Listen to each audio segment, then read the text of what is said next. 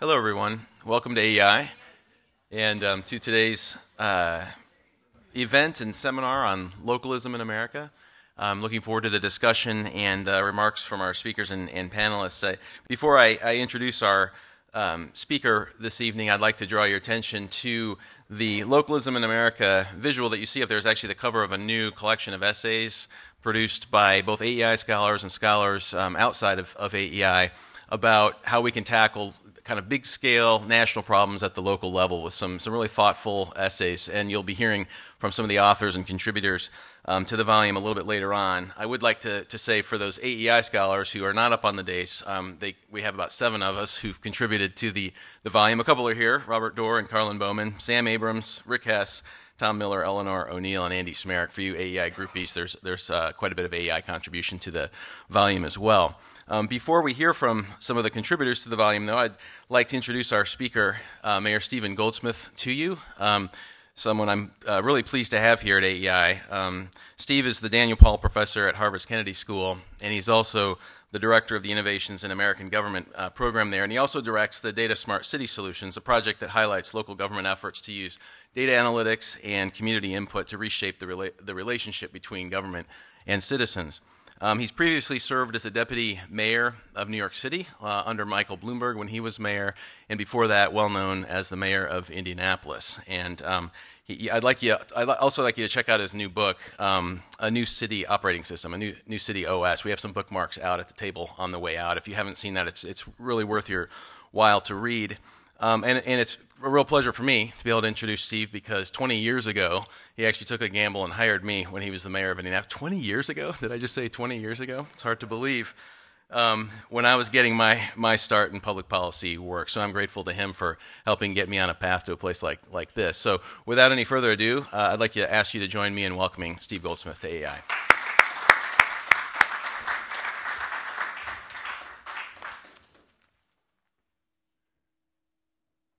Thank you, Ryan.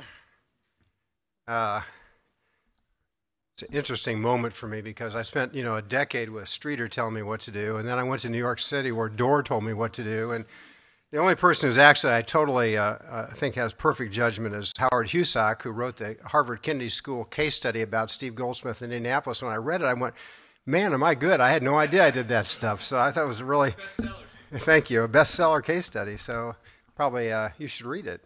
You're probably in it. So anyhow, I also have a cold, so if I sniffle a little bit, I apologize. I'm pleased to be here and just make a few comments about the papers, which I read this weekend, and they were interesting. And I've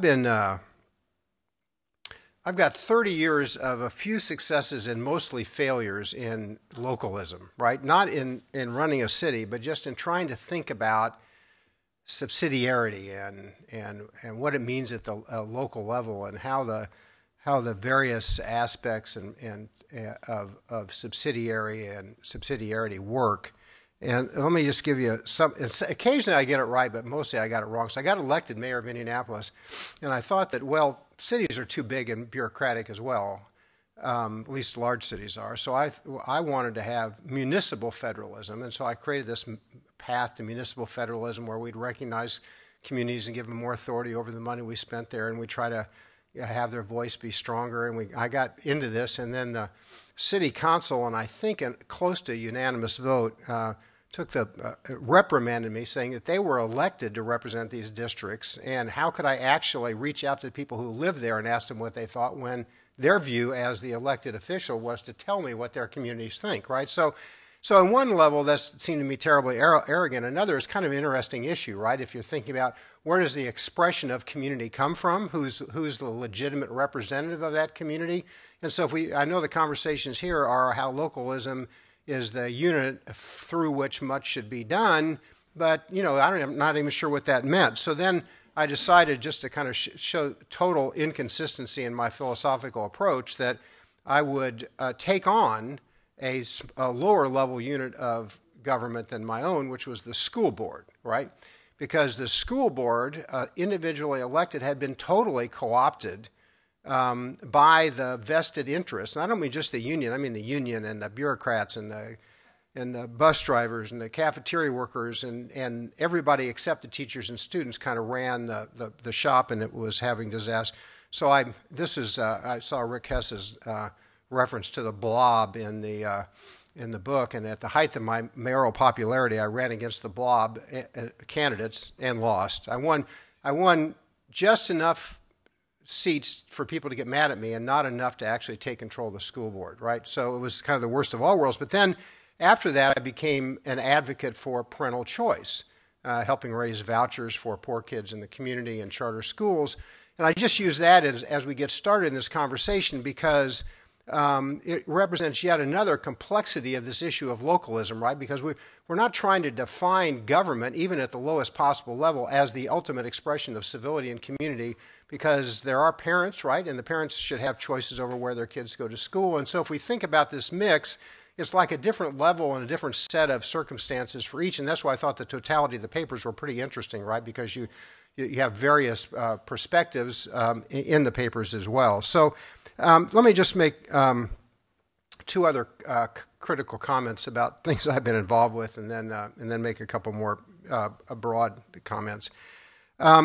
So I think the third area that makes this conversation very difficult, and it's suggested in part by my school example, is the bureaucratic definition of professionalism, right? So the definition of professionalism, which is that you get carefully trained in an area and then you know the answers, right? So that if you're a planner, you know how to make plans for other people, and if you're a transportation engineer, you know how to make transportation plans for other people. And so then you get to this point that even at the local level, and as you go up in the hierarchy to the federal level, you're sure, because you've been professionally trained, that you know what's in everybody else's best interest, right? And I ran into this in New York City when I got summoned by the Columbus Circle Chamber of Commerce or some such thing. And we had a meeting, and there was like 200 people there, and they were telling me why the bike lanes on Columbus were in the wrong place. They shouldn't be here, and if they were here, they should be here, and our delivery trucks can't get in, and our customers are confused. And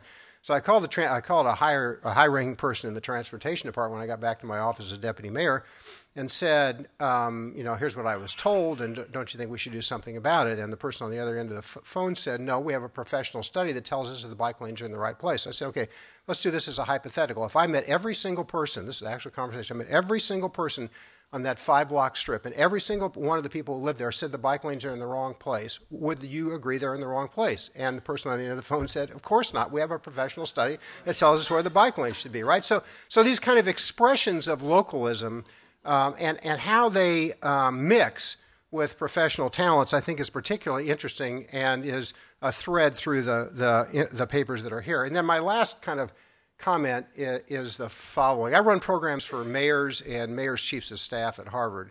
And the mayors of large cities are, they're disproportionately Democrat, but they're very pragmatic. And if you ask them about this question of subsidiarity, with whatever word you'd want to say, they would say the state house is our enemy, right?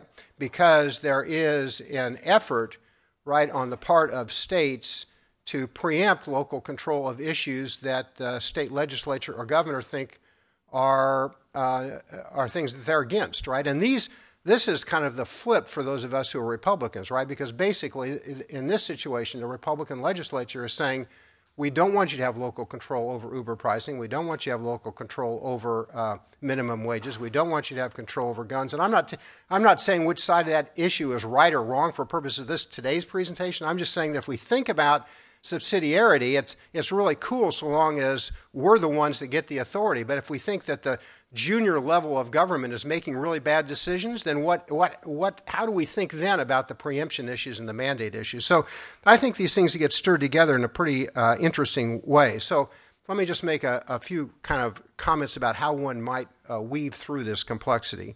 First, I noticed in the introduction, you probably wrote this, Ryan, but in the introduction, I think I saw this in the introduction, that the purpose of this localism discussion is not to suggest that government is inherently evil or the enemy, right?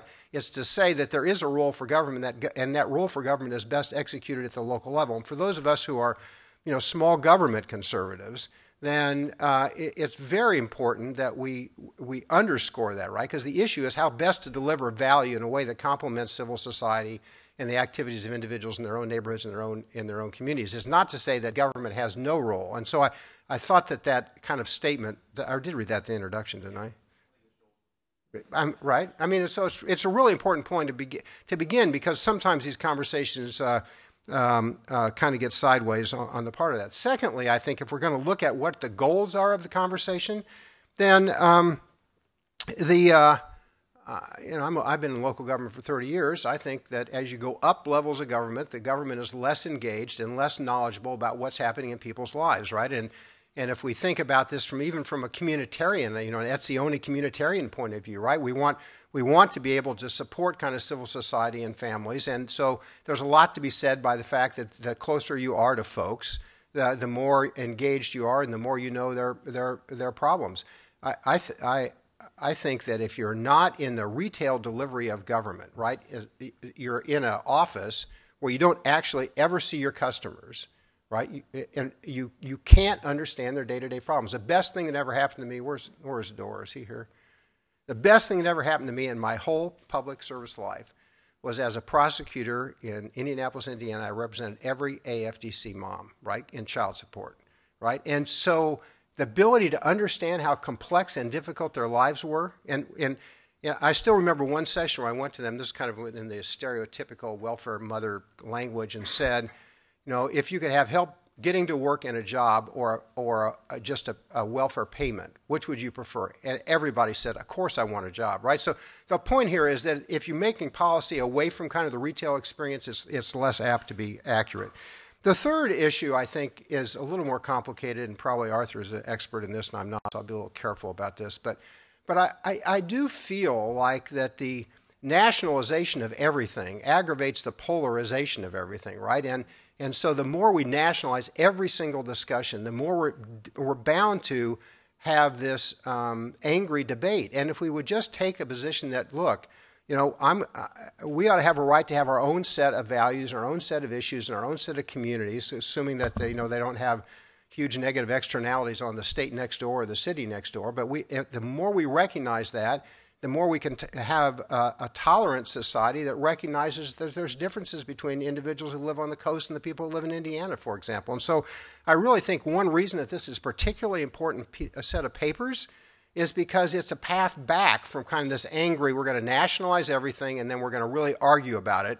And if we would just respect kind of the original concepts of federalism, then I think it would make a big difference. I also think probably that, when Ryan asked me to make comments, I began to try to figure out how localism, federalism, and subsidiarity relate to each other, and I decided that was way too complex, and I move on to kind of my own set of anecdotes. But if we think about this polarization at the federalism level, I mean, folks who have experiences and live next door to their people know more about what's going on.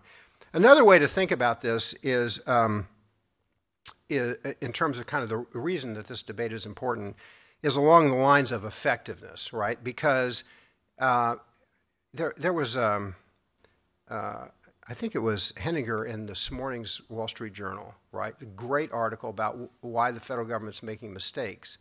And it basically was because they're trying to do everything, and if you try to do everything, you can't do anything particularly well, right? And so one reason to argue for localism is the more things that can be done at the local level, the more the federal government can concentrate on the really big things it needs to do. So I think this localism argument is a really big argument for that reason as well. And then, if nothing else, the local government may be a little slow and cumbersome, but at least it's more agile than the federal government in responding to problems as well. Two other kind of points, it seems to me, about why this set of papers is particularly important and particularly timely. One is that you're just not the same when you're spending other people's money, right? You don't make the same set of actions.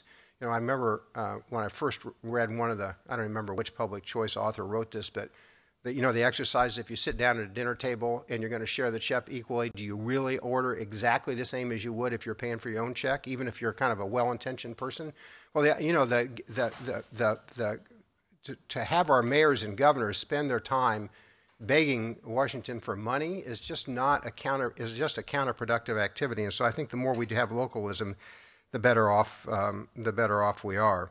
And I found the same thing as deputy mayor of New York. I mean, the state legislature, right, would order us to do things that they wanted to take political credit for, but the money, the cost of it was at the local level. And it was just anytime those things get out of line, those things happen as well. Those negative results happen as well. So how would one think about a formula? One would be, why don't we just agree that there are a lot of trade-offs, but why don't we just have a default that the local level of government is the best level for those things that make sense, right? Why don't we just default to the local level as a beginning concept? The second thing, it would be to recognize that there are legitimate issues of commerce and equal protection, right, that should overlay that.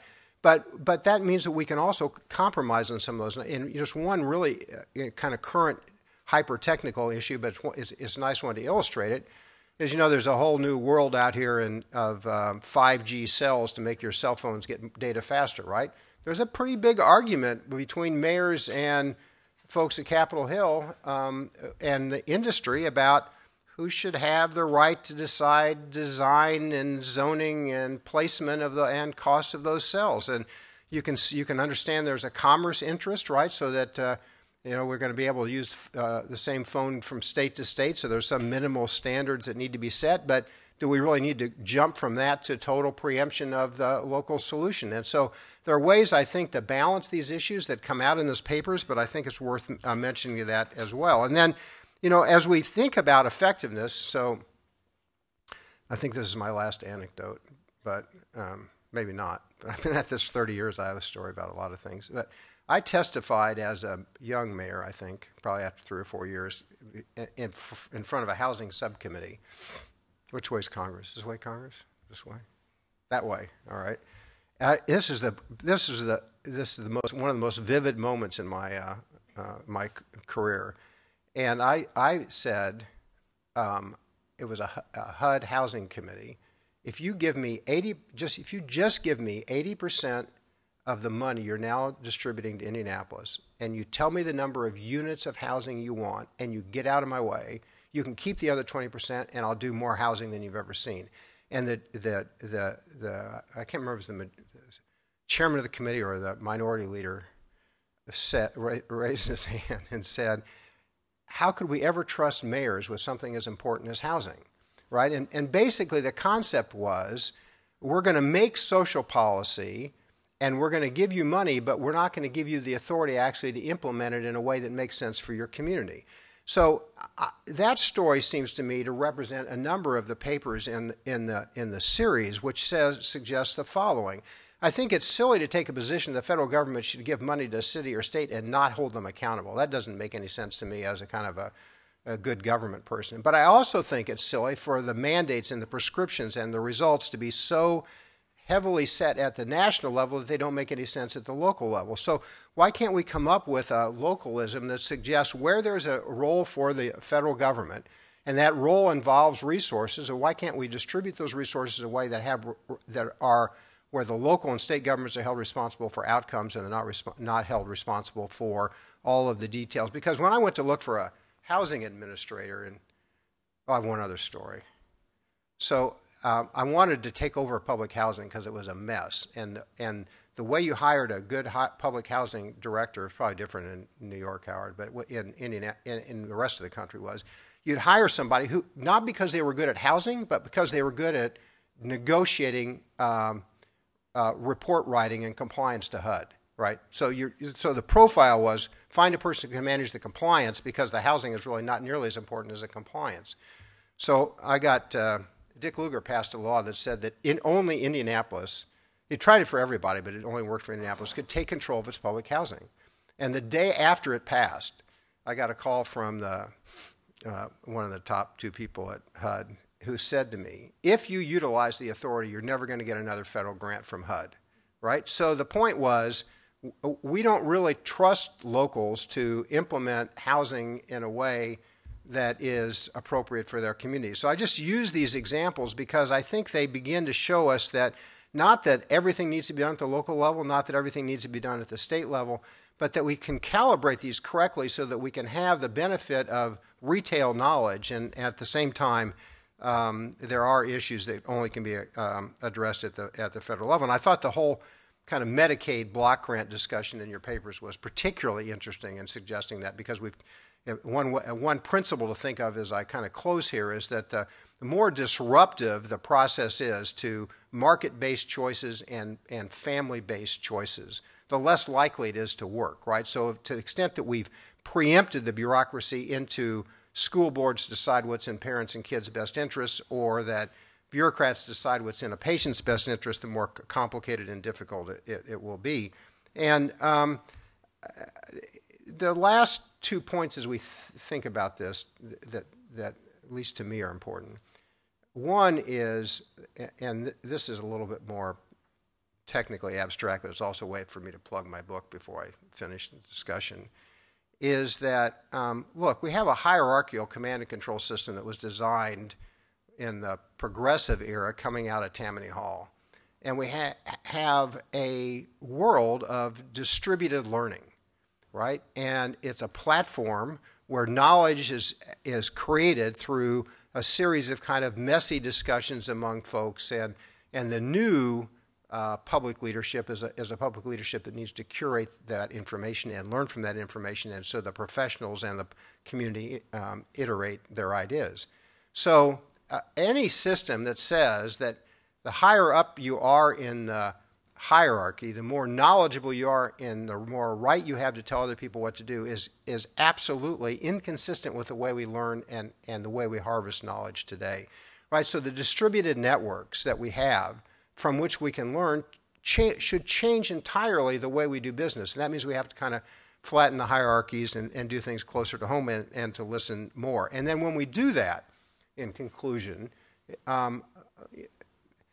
look, when we were in Indianapolis and even in New York, right, those cities were safe, not just because they had good police departments, right? There's no amount of physical force that will make a community virtuous, safe, strong, or vibrant.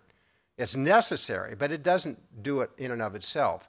That comes from a community that acts together according to a certain set of rules, and where the legitimacy of government is so clear that it sends signals to people that they respond to. And legitimacy comes from responsiveness. Legitimacy comes from listening. Legitimacy comes from your neighbor helping you do something. Legitimacy comes when government responds in a way that it can, that's effective and responsive and creates trust. So for me, the whole conversation about localism is one that says the coarseness of our current language, the polarization in Washington, the making everything a big federal national level, the idea that people in Washington are better off to kind of mandate what happens at the local level, misses the point that knowledge is distributed, that folks everybody knows more about their own lives than somebody else knows about them, and that the legitimacy that comes from democratic government and civil society is based on respectfulness, and respectfulness takes us to the set of local papers. I'm delighted to be here, and I enjoyed reading them. Thank you very much.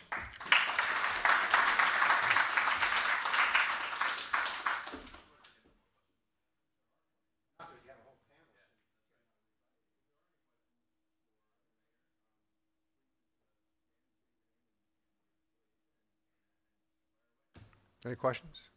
Yes. Mr. Goldsmith, hello. I'm Humberto Limas with the University of Colorado. And it's really interesting what you talked about how people like you going in.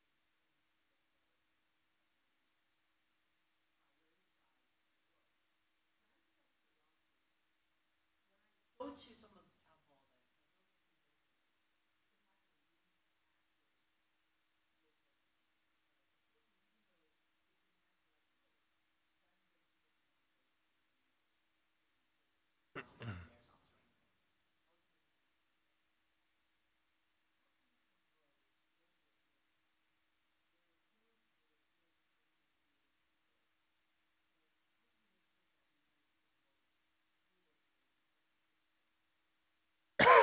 Thanks.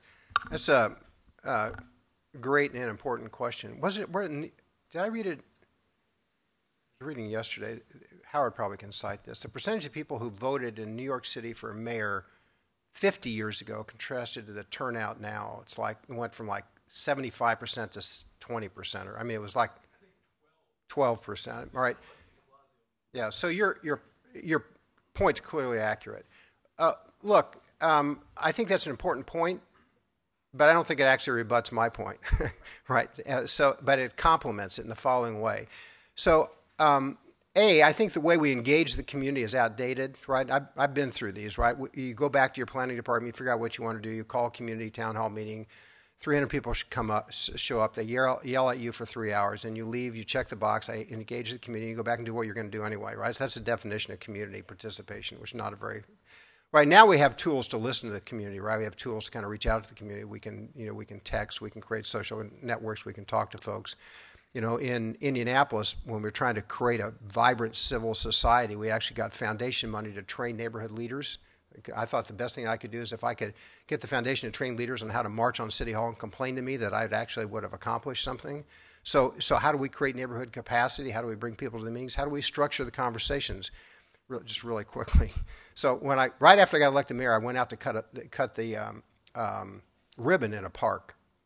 It had actually been totally built by my predecessor, Bill Hudnut, but I went out to cut the ribbon anyway, thinking that it would be a great way to kind of start. And the neighbors were really angry. And I said, "Why are you really angry?" And they said, "Because the basketball court is on the senior citizen side of the park, and it should be on the other side, and the kids play basketball late at night, and they keep us awake."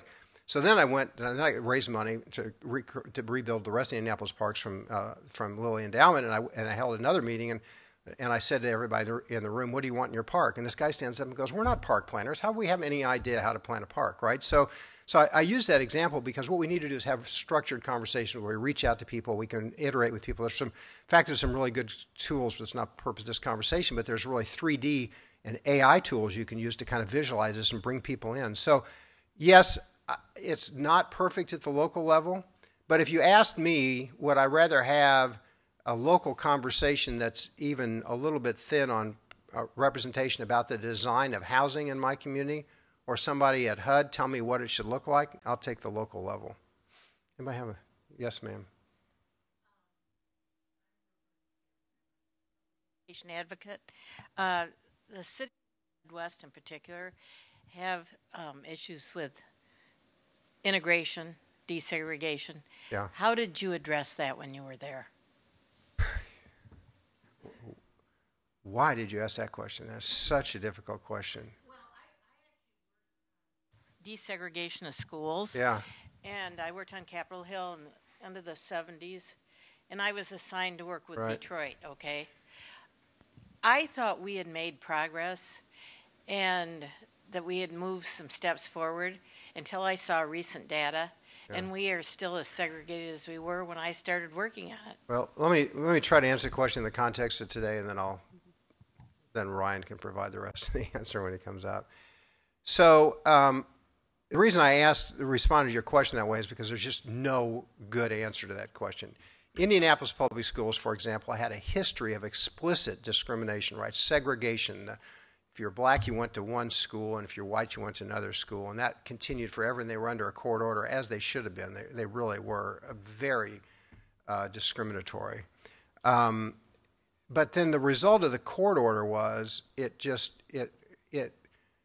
actually accelerated the segregation, because by scrambling every neighborhood, so you never knew when you moved into a neighborhood where your kid was going to go to school because the kids were bused, it accelerated the white flight out of the... So if you're trying to mix, right, and you have fewer of the majority, which were whites in my case, and they're moving to the suburbs, then you're just concentrating poverty. So actually I opposed at the same time I was raising money for urban education, I asked for the forced busing case to be closed because I thought it was reaching counterproductive results. So, and if I went to community meetings, neighborhood meetings, and asked folks, they really wanted their kids to go to their neighborhood school, and that was their goal. So, look, the thing I took away from these papers is that the issue is enormously complex, and there are lots of trade-offs. But in the end, if we could have if we could think about subsidiarity in the following way: if the federal government would have more respect for the state government would have more respect for local government. If local government actually have more respect for people who live in their communities, we would have a more vibrant and successful place, more effective government, and more trust as well. Thank you very much.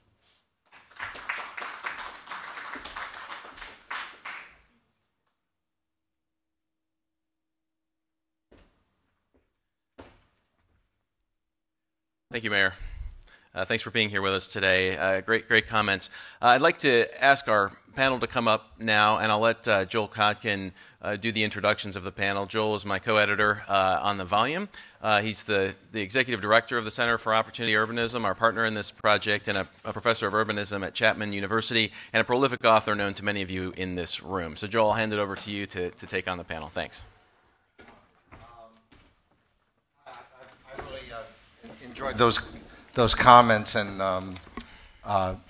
when he particularly was talking about the preemption by the state, because I live in the People's Republic of California, and there probably is almost no place in the country where the state government has preempted almost everything that could be done on the local level, and we could certainly talk about that later. But you're here to hear some of the other perspectives, and what I'm going to do is I'm going to just give a little bit of background on everyone. I'm sure that you have the bios, and just so you have some idea of the diversity of the project. One of the things that Ryan and I really worked on was to make sure that this was not a conservative statement. Conservatives have owned, in some senses, the issue of localism, but actually many people who are very much on the Democratic side, and I've spent most of my life as a Democrat, are also having the same issues. And probably if there's any good thing to say about President Trump is he's turned Democrats into localists. So I think that's a good factor, because we really should stop having elections where as if we elect a dictator every 4 years, and once somebody's in, it's all over on one side or the other. So anyway, I think you'll get some very good different perspectives from the people here. I'll start on my right, appropriately, with Howard Husak, who is at the Manhattan Institute. And I know you worked with Wendell on the paper. One of the things that's really interesting is about how actually bigger government is not as effective as people think it is. So, thanks, Joel, and thanks to Doug Lewis, wherever he is, for helping to organize this, and thanks to AEI for hosting it. Just the fact that AEI has convened an event entitled Localism in America itself tells us something. For much of our history, localism was not something you would go out of your way to comment on. Even Woodrow Wilson, in his role as a political scientist, observed that American cities and towns are not governed, but rather govern themselves. Localism was a fact of life, kind of a healthy hum in the background, if you will. We're here because that has changed. Localism has been and remains under some assault, or at least challenge, and it deserves, to get this started, a defense. The paper that Wendell Cox and I have authored is entitled The Enduring Virtues of Localism, and I try to offer several, and at the end I'll get around to a couple specific public policies that we may want to reference in this regard. First, what's the challenge been? Well, for over a century, certainly since the consolidation of the boroughs of New York City, the progressive idea has been afloat that government consolidation, regionalism, should be preferred to localism. We have too many small local municipalities, and they're inefficient. Economies of scale, just like industry, that's the ticket. Larger school districts, police departments, parks departments, would get us more for our money. It sounds commonsensical, and it's an idea that keeps coming up. Governor Andrew Cuomo of New York, who thinks he's running for president, by the way, is currently pushing his own version of it. In the 1990s, former Albuquerque Mayor David Rusk wrote an influential book entitled Cities Without Suburbs. Its title speaks for itself. Well, what's wrong with their logic? Well, first, the facts get in its way. Research by my co-author of municipalities in 5 states and metropolitan Chicago found that spending per capita was lower in smaller jurisdictions, not higher in smaller jurisdictions, lower in smaller jurisdictions. And not just Wendell Cox. The U.S. National Research Council has found that, quote, there's general agreement that consolidation has not reduced costs and may, in fact, have even increased total expenditures. 2011 review of peer-reviewed literature by researchers at the University of Central Florida led the authors to conclude similarly that overall the research provides little support for the efficiency argument. Well, understanding why this is actually true leads directly to the virtues of localism, which is why we're here. One must start, whenever you talk about localism, I guess with subsidiarity. Steve mentioned it so much, it must be where you start. But then you go quickly to a 1956 paper by the economist Charles Thibault, whose theory of local expenditures looked at municipalities as a sort of buffet from which potential residents choose. Some emphasize some services. Perhaps residents wanted large parks with tennis courts or a basketball court not on the senior citizen side, while others emphasize perhaps, twice a week trash pickup or big-time high school football. When consolidation occurs, no one wants to give up a favorite service. Instead, the larger jurisdiction falls under pressure to provide all the services to everyone. That's called leveling up. Then enter the matter of interest group politics. In larger jurisdictions, public sector labor unions have more members and proportionally more influence. It's one thing to shut down a small local bus service with a strike. It's quite another to shut down the Washington Metro. In contrast, or the New York City Transit Authority, where that has actually happened several times. In contrast, as our paper shows empirically, in smaller jurisdictions, individual voters, not interest groups, hold more power. A city council member in Los Angeles, if you do the long division, represents 265,000 people. In contrast, to nearby Santa Monica, an independent jurisdiction, a lone council member represents just 13,000 people. He may take their phone calls. In smaller jurisdictions, one's vote simply counts more. And in a not unrelated way, localism can be a powerful antidote to something we're all worried about, not in my backyardism. In cities where one's vote is diluted, there's no reason to be confident that new taxes that flow from new development will help my own neighborhood. Decisions are made far from the voter by those city councilmen who have 265,000 constituents. One can be sure, however, that the noise and traffic will be coming your way. Smaller jurisdictions can weigh the trade-offs, knowing that taxes will make possible maybe that new science lab in the local school, and that might make the traffic worth bearing. Not that there won't be a fight. Which brings us to a significant but underappreciated aspect of local government, its effect in encouraging civil society out of government stuff, in other words. Well, just as local controversies spark groups pro and con, so do the ongoing needs of government, planning, zoning, finance, call on local volunteers in smaller jurisdictions. As one who has served in positions in 2 local governments, I can confidently say that I've had few more gratifying experiences, in contrast to Steve Goldsmith. He had his gratifying experiences, I think. But making modest contributions to public service and forging friendship and bonds that lead to unexpected community benefits apart from government itself. Americans seem to get this. Even as the progressive push for consolidation has continued, the number of U.S. municipalities, local governments, has continued to increase from 16,000 in 1942 to more than 19,000 today. There would be even more if some were freer to choose. The borough of Staten Island, for instance, has voted to secede from New York City, but was prevented from doing so by state law. There is, however, one important counterexample. In 1942, there were 108,000 local school districts in the United States. This is one area where consolidation has been triumphant. Today, there are but 12,000. If the goal were to be get better results at lower costs, well, how's that working out for you? And let's turn to a couple of things that are in the news in my final comments here. The President's infrastructure plan and the tax reform plan. The President's infrastructure plan is being hammered because the federal government's not spending enough money. He's looking to states and localities to provide 80% match. Well, maybe that's the way you get localities' attention, to have their own skin in the game, to decide, well, actually, this is the project we want. Now, that doesn't mean we can't go ahead and free them from the bonds that we put them in. For instance, the EPA, we have a wonderful paper at the Manhattan Institute by our fellow Aaron Wren, mandates tertiary treatment for every municipality in the United States. It's really, really expensive. It doesn't make your wastewater all that much cleaner. And if you're Akron or you're Cleveland or you're Detroit, well, you may have a hard time just getting the streetlights on.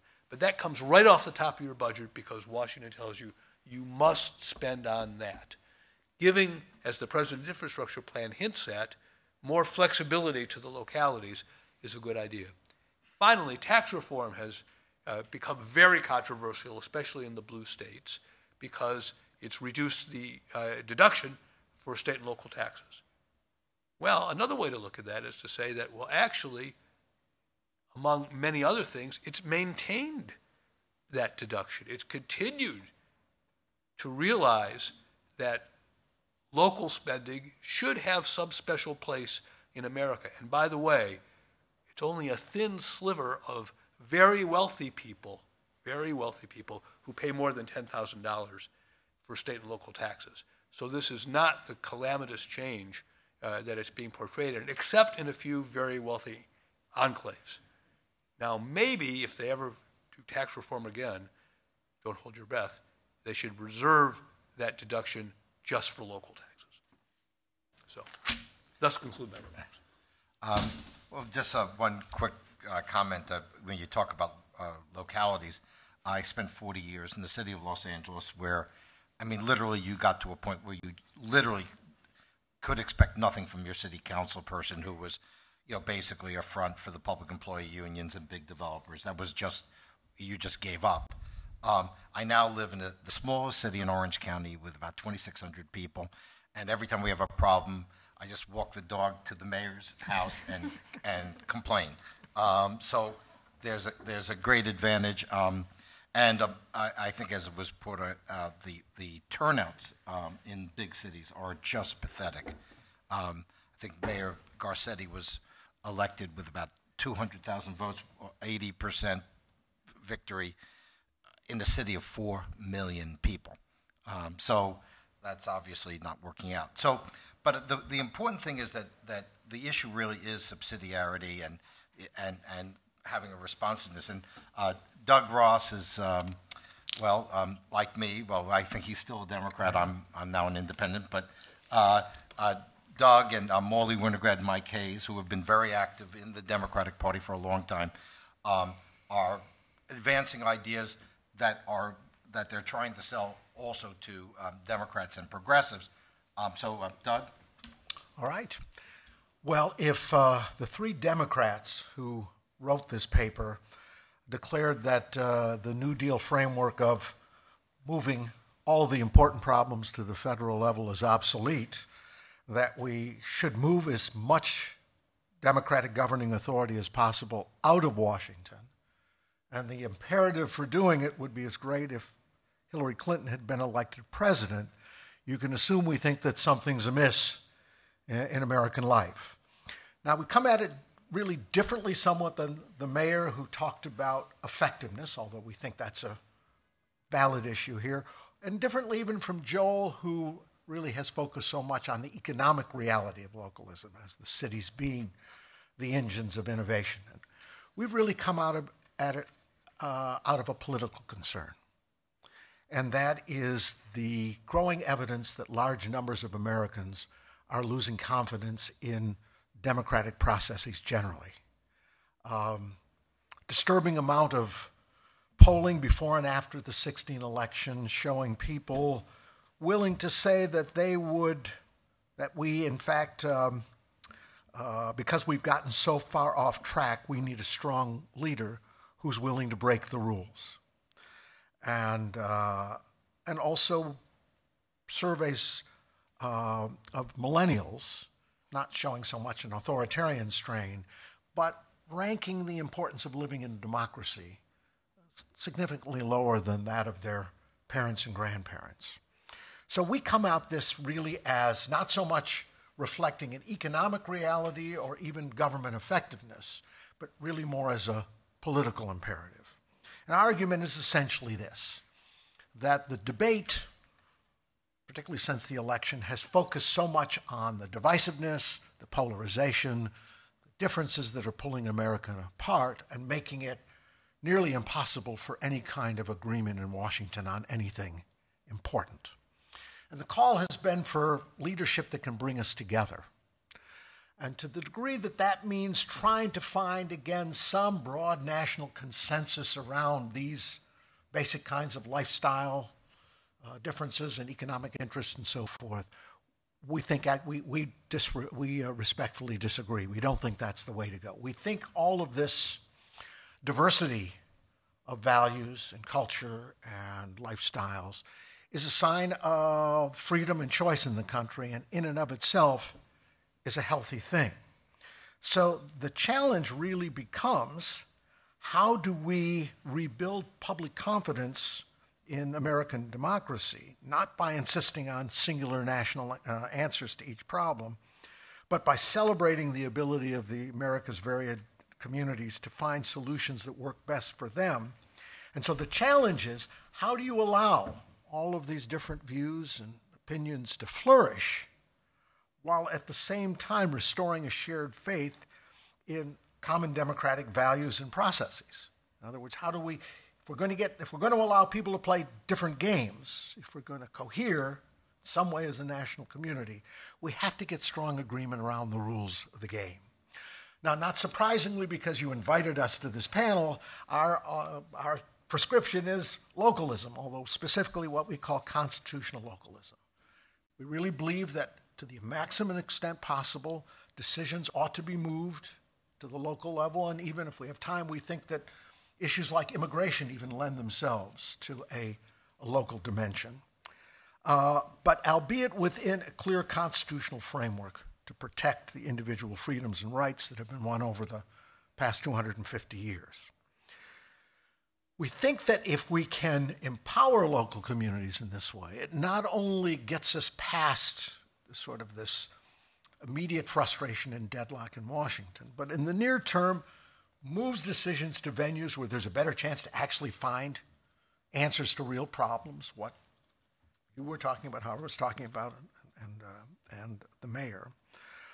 But it creates successful democratic experiences for more citizens, which is one of the ways we can help restore belief that these kinds of processes can actually result in good decisions for people in their lives.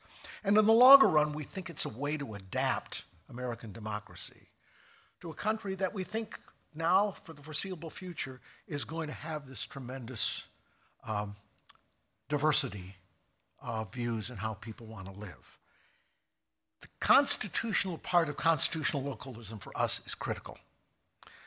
We can't overstate our conviction that this empowerment can't risk all of these historical agreements now on individual and civil rights. So a bias toward local action, which is what we bring to this, can't be seen as an invitation to individual communities to selectively secede from the Constitution. And that's, we think, not an insignificant issue. The reason we think the New Deal civic ethos doesn't work anymore is when Franklin Roosevelt, and everybody from Truman through Obama, particularly Franklin Roosevelt, was able to mobilize these large national majorities around a particular course of action, is to remember that in the 1930s, 90% of the country was white Christian, with the other 10% being pretty marginalized, and that 90% of immigrants and their children, who constituted about the same percentage of the population that immigrants and their children do now, were 90% of European descent. Right now it's 12% European descent. So the fact that we can't put together national majorities easily in such a world shouldn't be particularly surprising. So finally, we think that from a political point of view, localism's time has come. Americans, by substantial majority, Democrats, Republicans, Trump voters, Clinton voters, believe that their local communities offer the best opportunities to find real answers to important problems. As Joel and Bruce Katz and others have written, it's becoming an economic reality of an important sort. This is where innovation and energy is coming economically. And as you poll millennials, and some others on this panel have know something about millennials, they tend to believe direct level at the communities is the best way to get not only local things done, but global things. Those on the left will fear constitutional localism as a return to states' rights and separate but equal. Those on the right will suspect it's an effort to neutralize the Trump presidency and the Republican control of Congress. So to make it happen, it's going to have to be broadly bipartisan. Last thing to say is we think this is a uniquely historic challenge. That just as the Founding Fathers had to wrestle with the skepticism as to whether you could really create democracy in what ultimately would be a continental-sized country, something that had mainly only flourished in city-states, we're now trying to determine whether liberal democracy can succeed in a place with such an array of economic arrangements, lifestyle preferences, and cultural beliefs. Unless we can find ways to ensure that constitutional democracy serves the needs of Americans, we think we run the risk of losing that idea of democracy to forces of autocracy and of losing our inclusive national identity based on shared ideals to one that excludes many of us based on race, religion, and national origin. So we believe constitutional localism offers a powerful answer to this challenge. Thanks. That was very good. I was, of course, we're talking about who's going to inherit this mess. So that's the millennials.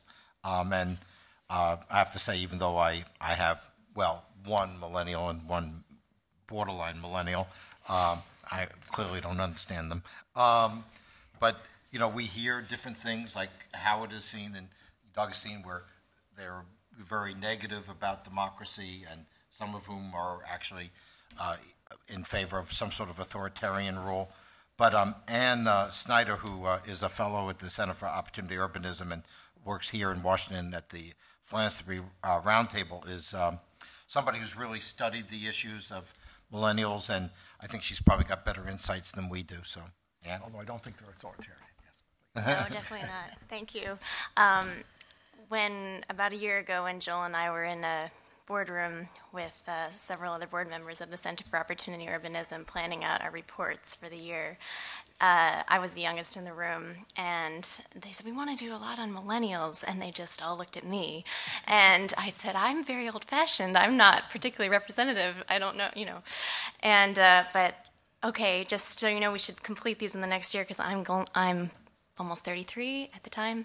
I'm only going to be a millennial for one more year. And I meant that very sincerely. And I noticed they sort of kicked each other under the table. And then afterwards, Joel took me aside and was like, Ann, I hate to break it to you, but once a millennial, always a millennial. And there were many disorienting things about 2017, but that was up there for me. So I'm actually going to depart just slightly from the essay I wrote, in part because hopefully you'll just read it along with all the other interesting and timely contributions in this report, but also because I think there are some deeper themes that ground this particular ism, localism, in more of a spiritual, lowercase s, reality than necessarily a political one, although the two can cooperate and have in the past. So what I'm about to lay out may sound really obvious, but I think it's important to flesh out exactly why a localist way of life, a localist frame, is so appealing today and perhaps even necessary in the context of today's modern marriage of, on the one hand, constant connection and kind of an existential disconnection. And why millennials are in a unique position to prove it worthy and to actualize it, even if by nature localism can't serve as a be-all and end-all when it comes to healing the country's current wounds and moving forward in a healthier way. If you will allow me a borrowed metaphor, I think there's still a need for a national fireplace with localism as the fire. But maybe the fire has to leave what seems to be a pretty crusty and dysfunctional structure at present and find, through trial and error, a new national frame that will allow it to thrive. And that national frame will have some political currency, I think.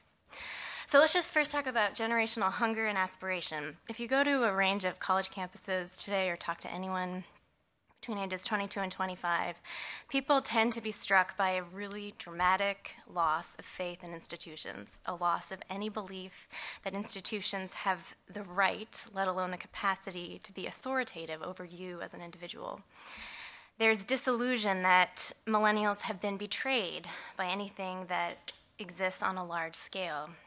The Iraq War, the financial crisis, 2 elections in which the person who won the most votes lost, evangelicalism, elites, and the disproven assumption that they know best. And now, pretty fiercely, this is more recent, there's actually just a huge decline in any belief in technology or any gratefulness for it, and the founding ideals of democracy itself. Many millennials see democracy, as you said, as nothing more than a meaningless procedure, and they certainly don't want to vouch for America as the promised land. They can't name their heroes off the cuff, and there just aren't many obvious things they can say they believe in. There is, of course, fire and moments of fleeting unity around what we're against, but not a lot of pure celebration about what we're for. I think we've become quite well known for all the institutions we've abandoned, but we're not really well known for what we're building. My own cohort, which is the upper tier of millennials between ages 26 and 34, and I do think there's a pretty thick divide between that tier and all the digital natives. We graduated to the tune of Save the World, Find Your Passion, only to find ourselves without directional handholds, starved for a sense of tangible impact in the spheres we can more immediately see and touch. We tweet our way to a personal brand or cultural position, only to watch our contributions dissolve, escaping into the ether of a billion other quips. We spend our 20s trying to get closer to a vocation we can throw ourselves into for the long haul, only to feel like the whole process is an endless game of hopscotch. Marriage has become something, as one college student told me, to expect in the mail at about age 35. And the other 2 areas of life, besides work and marriage, namely religion and community, which make together are those 4 lanes that AEI's own Charles Murray identified as being the most important for human happiness, seem either irrelevant, untrustworthy, or just plain unattainable. But contrary to these now familiar trends, millennials taken one by one consistently express a longing for a sense of empowered contribution, meaningful community, and yes, sacrifice too. They're just looking for fresh spaces to experience it and to create it.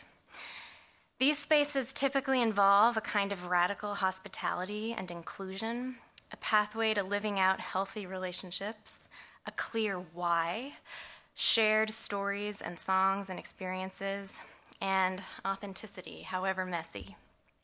We don't like masks, even if we wear plenty of them online.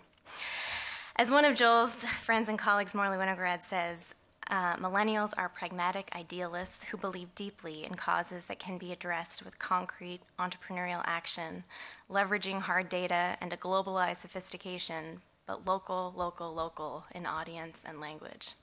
And the neat thing is, these spaces and opportunities are unfurling in areas as different as Durham and Shreveport, Louisiana, Houston and Portland, Kansas City, and even DC.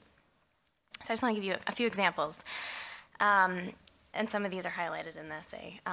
The Anselm Society is a collaborative, artistic, and entrepreneurial community that's exploding currently in Colorado. Happened to be a friend of mine named Brian Brown. He told me as I was thinking through the themes of this paper, he said, I think localism is the religion for millennials today. And here there's like people historically talk about 3 different types of localism, cultural, political, and ethical, and I think I am more in the cultural space in this whole paper, so I just want to acknowledge my emphasis there. He said, I think localism is the religion for millennials today. It's fundamentally a religious impulse. It's either tapping into a religion you already belong to, or it's taking the place of a religion that you don't have. Localism offers a way for people to orient their entire lives around a place, its liturgies and routines and relationships and so on. Another millennial I spoke with, Britt, moved from a fancy pedigree from Stanford University and an early career here in DC to Sarasota, Florida, her hometown. She, like many millennials these days, wanted to go home. A tension-laden upswell articulated beautifully in an op-ed by J.D. Vance, author of Hillbilly Elegy, last year. Some of you may have read it. She told me we really needed a break from the organization kid way of doing life. Leaving the East Coast felt like we were heading off the grid. I didn't feel the same pressure to run the rat race that everyone else was running. I was able to go a bit slower, push myself to go farther. It wasn't easy, she said. People did not understand her fancy background that she had gained since leaving. So she joined the local junior league. Here in Sarasota, she said, they may not know what a product manager is, but they sure do know what a junior league president is. The Sarasota chapter welcomed her with open arms. They connected her with opportunities to serve the city, educated her on the key issues facing Sarasota, and coached her in motherhood as she had her first child. They recommended a doctor to her who helped her with her give birth to her first child, and then she also knew him through a local crisis pregnancy center. And she just said, I can assure you that in DC yet I've never experienced that kind of interconnectivity between sort of the personal and her causal work. For a generation whose moral instincts revolve around notions of impact, the tangibility of localism, of seeing your fingerprints and the ripple effects, is really appealing. Big is bad, small is beautiful. And even though millennials helped create our hyper-connected age, they may be hitting a tipping point where weaning off virtual reality presents itself as the only way to find fulfillment, to regain some control over one's own life. There's been growing evidence that social media and that ever-present screen is making all of us feel like we're losing agency. That while AI's algorithms are driven to produce a quantity of high numbers of clicks, we as human beings really do care and are motivated by quality. It may be that localism has a far more honest view of human nature than the virtual reality we've all embraced. There is a growing craving for life to be lived offline, for human contact to be enjoyed with real handshakes, real meals around real tables, and real care for neighbor, knowing that in a pinch that neighbor will watch out for you in turn. And more millennials, especially the older tier, are not just expressing aspiration there, but are actively initiating this counterculture in their communities. They start coffee shops, nonprofits, hyperlocal journalism companies, artistic communities, and just the old-fashioned block potluck is actually coming back into style in a lot of places. Place-based, as a phrase, is very in, whether that's in business or theories of development or philanthropy or even trends in entrepreneurship. In all of this, civil society is in, politics is out. Millennials are more suspicious of politics than any preceding generation, believing firmly that the imaginations of both parties are bankrupt and that our worst problems as a society are beyond political solutions. Insofar as politics does maintain some credibility, it tends to be local, where pragmatic deals are possible and there's a shared, tangible context to serve, no matter the prudential differences in judgment that may come to the problem-solving table. There's a lot more to say, and I do look forward to our discussion, but I just wanted to offer a few parting, if seemingly random, observations about this notion of localism generally and then millennials' attraction to it specifically. So is localism, this is a question that came up as I was kind of traveling around and talking to a lot of different people, particularly cultural localism. Is it a concept that white, educated millennials in particular feel a need to return to? How does it apply to the ones suffering from opioid addiction, to communities where the social fabric is so torn and thin that the only hope is to leave? Put more positively, could the conversation around localism be a prompt to look at the strong bonds within immigrant, older African American communities and thick, healthy religious cultures and be inspired by what they have that some of us have lost? I actually wasn't sure if this would be well received, but I'm so pleased by the even balance of this panel that I'm sure it'll be fine. I do think women actually have a unique insight into this whole conversation. They were, after all, the original creators and sustainers of the village. And if we want to re-villagize our cities and suburbs, as one of my favorite community healers in the country, a guy by the name of Mac McCarter, who founded an organization 30 years ago called Community Renewal in Shreveport, Louisiana, says we might turn to some feminine genius in understanding what habits and physical spaces lead to healthy relationships and which ones harm them. Third, I think this intentional conversation around localism presents a cool opportunity to rethink where true influence lies. Are we influenced by hashtags, talking heads, by elites far away and only by intellectuals? Yes, they fill the air and they provide an important context within which we all breathe and make decisions and think, but I don't think they fundamentally motivate us, not even now. I think fundamentally we're still wired to respond to our local teachers, counselors, neighbors, pastors, piano teachers, coaches, local business owners, artists.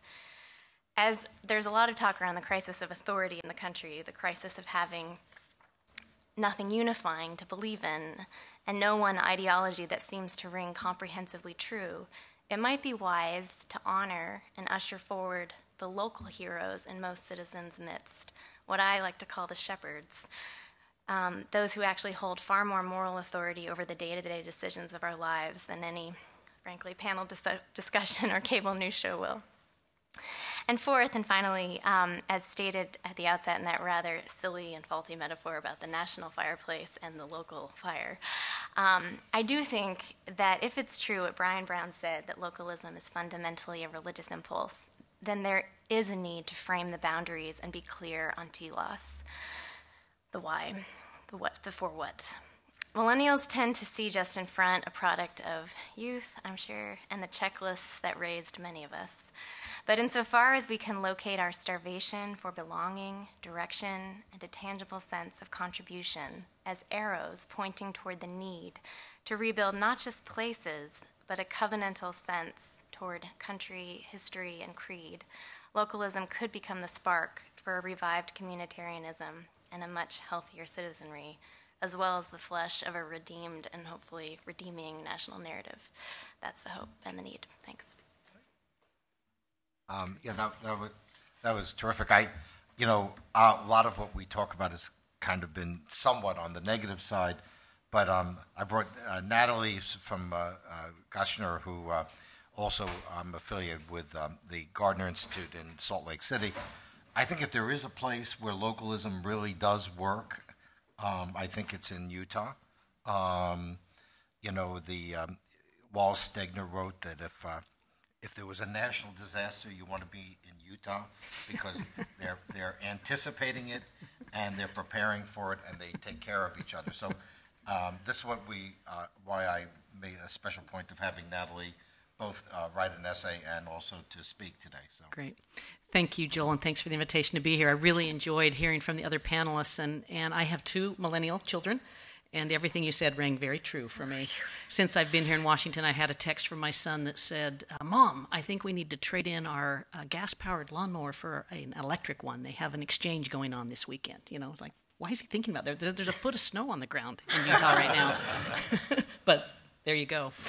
I'm in a little bit of a different situation here because I'm going to talk to you about, in my brief remarks, about basically a case study of where localism has worked. So where the other panelists have talked about some of the ideas behind localism, I want you to just go with me for a minute and get your head around the difficult challenge of poverty and the human tragedy that poverty is. And in Utah, we've done something very unique. And the question is can it be replicable in other communities because we're unique and have a lot of social capital and all these things? But let me share it with you and see what you think, and maybe it'll inspire some questions.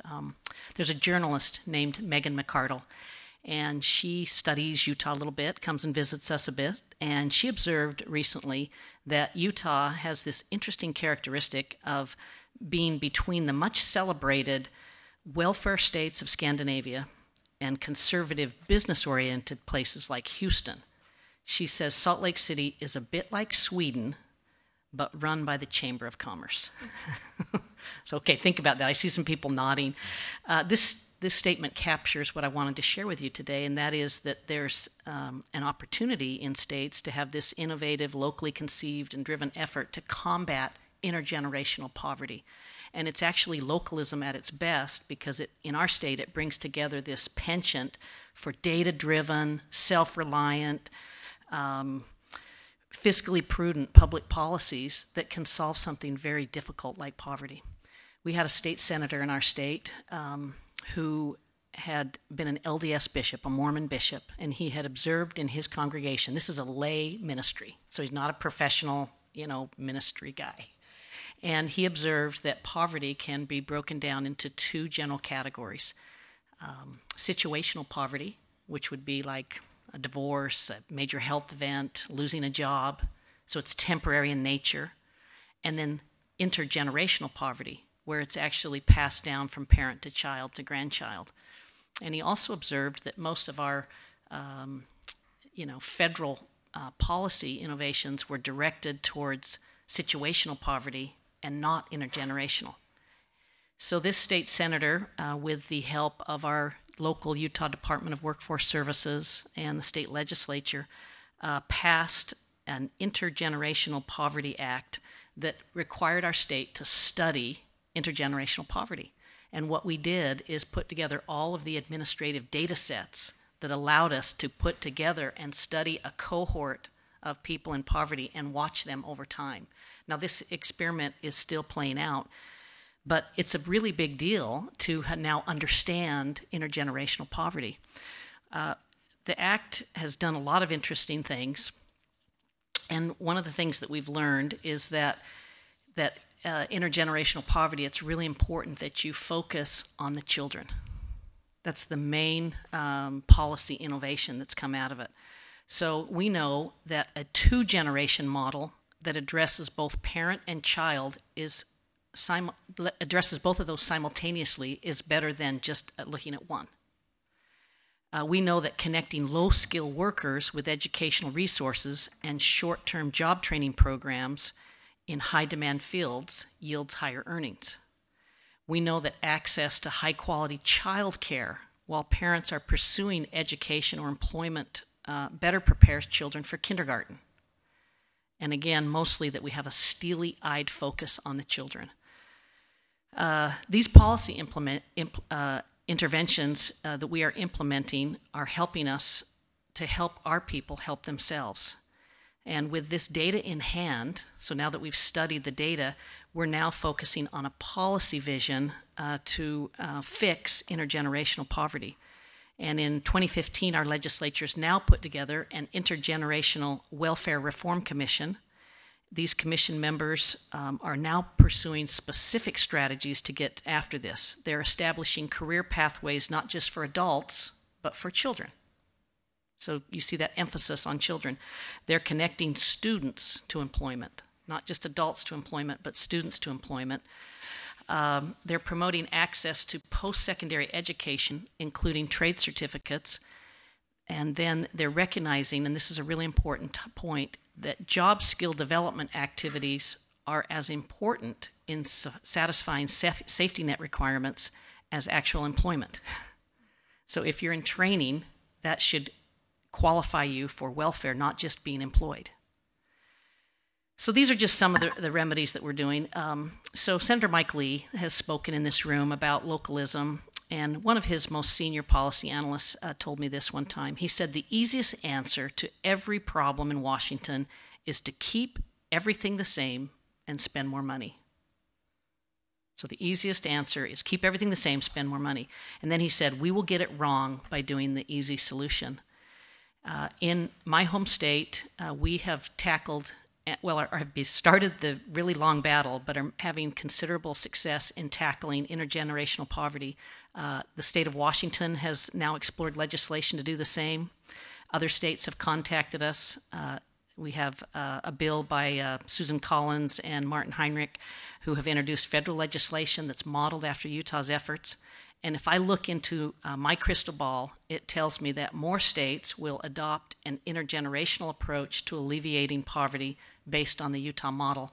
That's localism at its best. It's when you can solve something as difficult as poverty at the local level and then have it be replicable in other places. So it turns out that Sweden and the Chamber of Commerce is a pretty good recipe. With that, I'll turn it back to Joel. Okay, thank you. And just so you know, I probably haven't told you, in our work in Orange County on the long-term strategic plan, we're talking on homelessness, that this is something we also are going to look at the Utah model for as well. It really shows what you can do when you have committed people and you're willing to go down to the local level to solve things. Believe it or not, within the shadow of Disneyland, there is now a large community of homeless people. So that showing something isn't working very well. In the little bit of time we have left, I'd love to get some questions. You can direct them at the whole panel, or you could direct them at individuals. So. Afternoon. Todd Wiggins. I just wanted to ask you, Ms. Snyder, this is a very passionate presentation, but I do take issue with one thing that you said, one small thing, and that is that you suggested that that your generation is more suspicious of politics than any prior generation.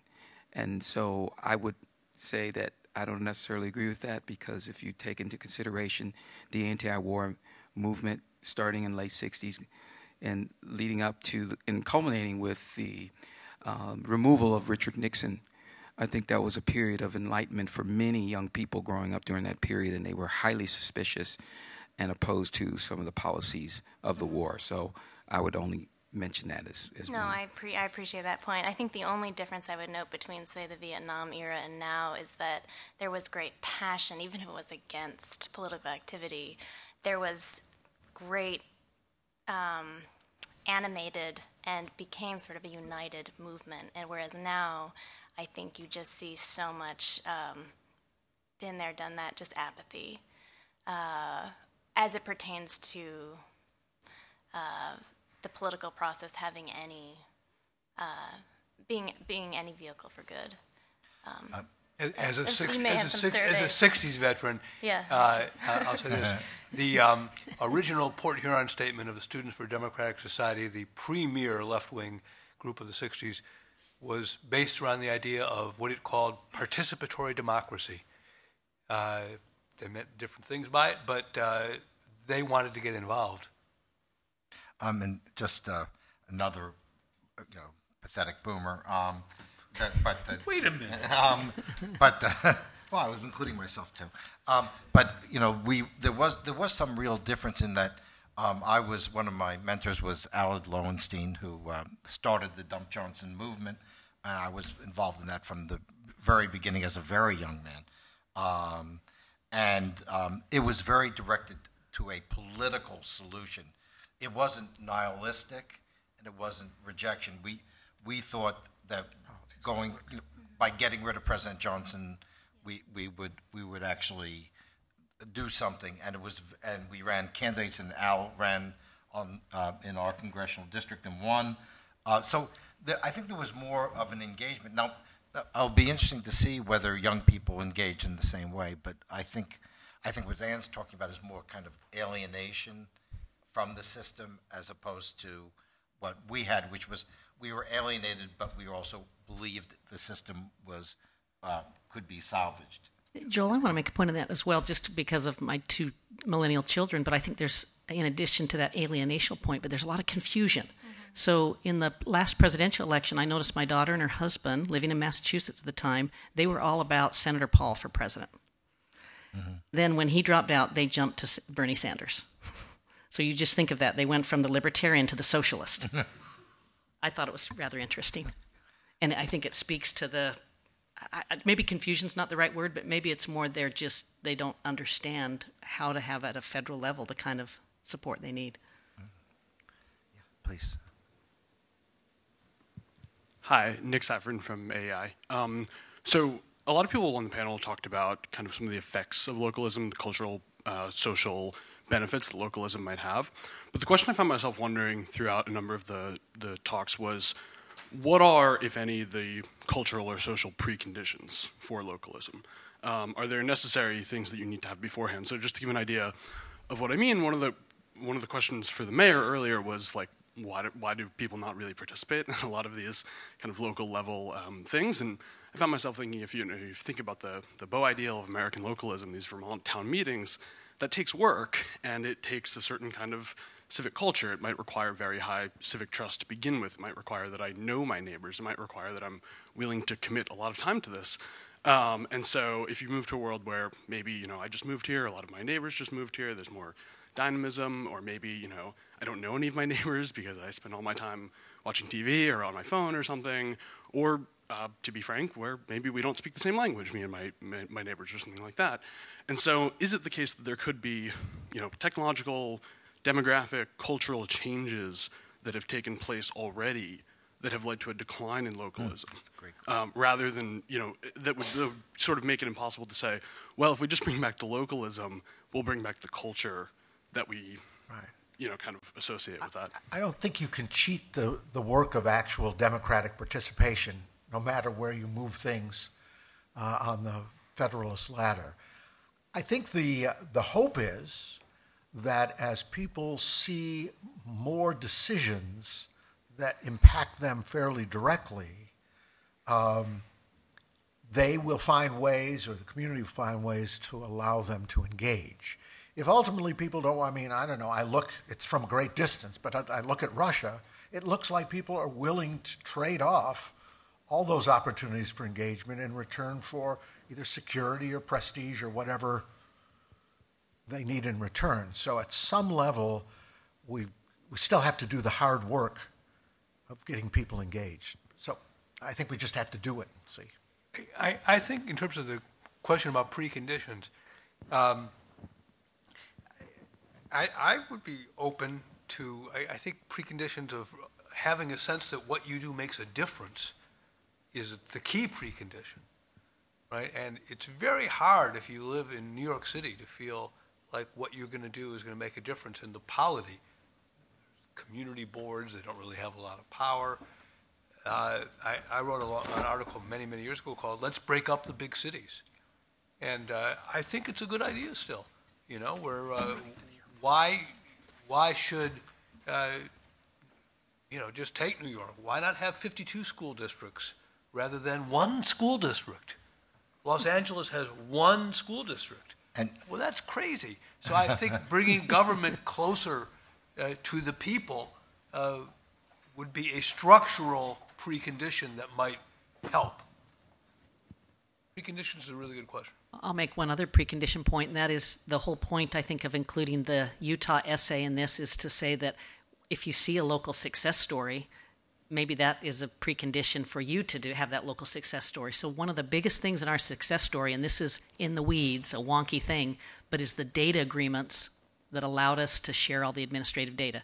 You know how data becomes so important to progress, and that you have to have a place like Utah where people get along really well, and there's a lot of social capital and trust to make those data agreements happen. But now we're having success, so maybe a state like Washington will have more incentive to get those data agreements done. I'm just going to add one. I'm going to be both more pessimistic than everyone here, but hopefully also go to the fundamental level. I think you're right. It is neighbor knowing neighbor first. And I do, again, speaking as a millennial, all those other, unless you're married, you have a family, I think the more you're sort of creating in your own life webs of enduring commitment making, which then give you sort of webs of care for, I want to get involved in the school board. I probably would be wise to maybe be part of a religious institution. We should volunteer here, get involved in all those. Unless there are reasons outside yourself to do that, I'm seeing a world that people email each other halfway across the world and they don't know who's living and dying right next to them. And I think unless you start there, I think that atomized level is really broken. And I think it can be healed, but I think that has to be the first step. So, one more question. Yes, please. I guess I'd like your perspective on the Flint water situation as a localism problem and a solution as well. Doug's from Michigan, so it's we lost him. But both, how the problem arose as well as solving the problem in a localism and perhaps expanding into infrastructural issues as a whole. Well, incompetent localism is always a problem, right? And so this was not an attack on minority people by a conspiracy in Washington.